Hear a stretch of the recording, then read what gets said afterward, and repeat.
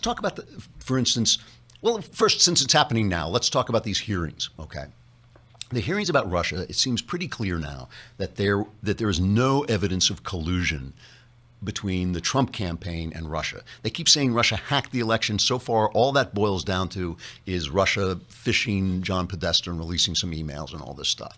So that is just now a lot of, kind of slander, just people saying this stuff about Russia. So that's going to kind of disappear, I think, over time. If they had anything, we would know it by now. It would be a big scandal. This is a lot of journalists making a lot of noise about something that does not seem to have actually happened. I mean, I do not believe, first of all, I don't believe that Putin could have possibly known that Trump was going to win. No one knew that Trump was going to win. He was looking for information against the person he thought was going to be the president. He was looking to discredit Hillary Clinton because he thought she was going to be the president.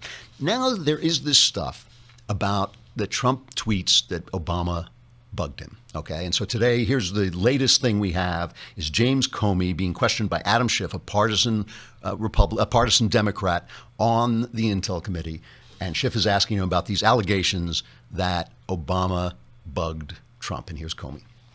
Director Comey, I want to begin by attempting to put to rest several claims made by the president about his predecessor, namely that President Obama wiretapped his phones. So that we can be precise, I want to refer you to exactly what the president said and ask you whether there is any truth to it. First, the president claimed, quote, "Terrible. Just found out that Obama had my wires tapped in Trump Tower just before the victory. Nothing found. This is McCarthyism," unquote.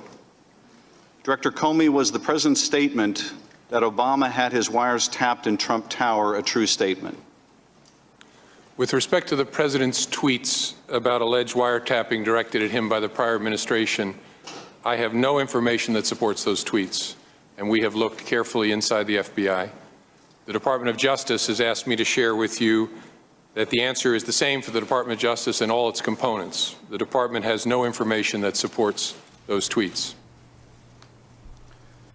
So this is no big surprise, right? We had already said, in the Republican on the Intel Committee, Devin Nunes, he also said the same thing.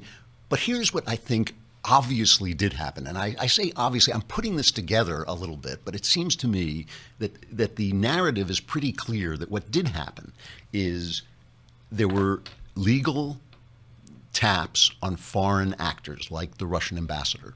That some of these actors, as these people do, there's nothing illegal or wrong about it. Some of them talk to people in the Trump campaign. I think Obama decided that he was going to create this narrative. Maybe he believed the narrative. I don't know. He picked this stuff out. He cherry-picked the stuff where legally tapped Russians spoke legally to, people in the Trump campaign. He then changed the rules of who had this information just before he left office so that it was spread around.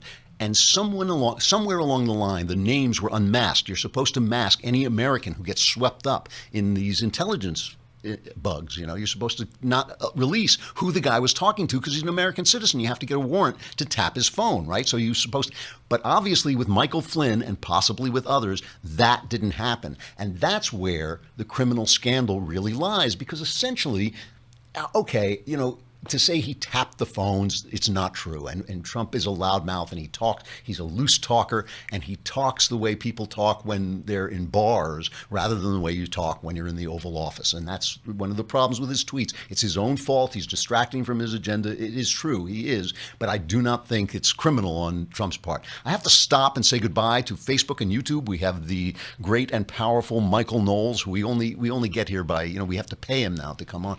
We haven't started paying Knowles, have we? Oh, thank God. All right, but we have him coming on. Come over to thedailywire.com. You can hear the rest of the show, or you could subscribe and you could watch it right on the site straight through.